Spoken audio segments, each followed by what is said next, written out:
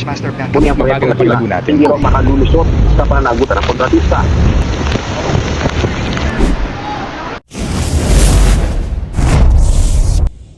Assalamualaikum warahmatullahi wabarakatuh. Corruption ba? This flood control scandal ay may nakatagong malaking lihim. A broken system built on secrecy, outdated engineering, and ignored warnings. Top 3 tips. May gusto ba kayong ilusot? Bakit ayaw niyang ipakita sa mga kongresista ang budget na inaprubahan nila? Tip number 1. Demand full transparency. But that's their prerogative. So we'll see them in court. 540 billion pesos hidden in insertions. Wala naman po nag-i-insist ng insertions na. Ay, hindi ko papayagan. The 540 billion pesos insertions is 22% of the total national budget na itinago at hindi nakadeclare. At yung 6.7 trillion na yan, actually 1.6 trillion yan utangin din. Tapos magdadagdag pa sila ng additional 151 trillion. And since 2018, 50% of the projects ay hindi nakareport. Mga kapatid, digital transparency or AMANA is the top solution for this. Kung hindi kasi natapos ang proyekto, may ilang substandard ang kalidad.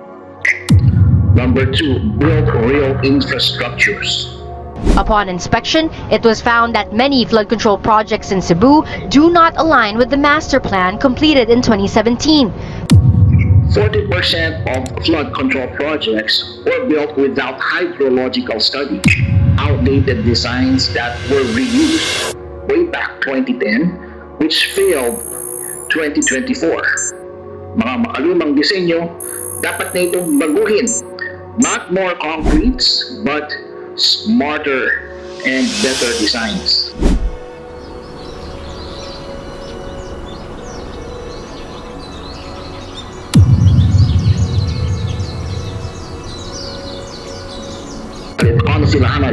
Real infrastructure is not what you see, it is what survives. Number 3, national disaster ready. 38% lamang ng mga LGUs ang may updated flood plans. The evacuation centers, they are built below flood lines. Maging ang alert system is 45 minutes late. Pag-asa, DPWH, and LGU, hopefully they share each other's data and interlink in order to provide smooth communications. Maybe we can tap DOST to provide AI early warning systems. There's a water depth sensor, some gate status relays, LED flashers, and cameras. And the system basically monitors itself with the water depth sensor. We can probably do Mapbox or mapping. Minimum 2 years after it was flown. AI can return accurate results almost 20 times faster. Our turnaround. Or we can use cloud linking agencies real time.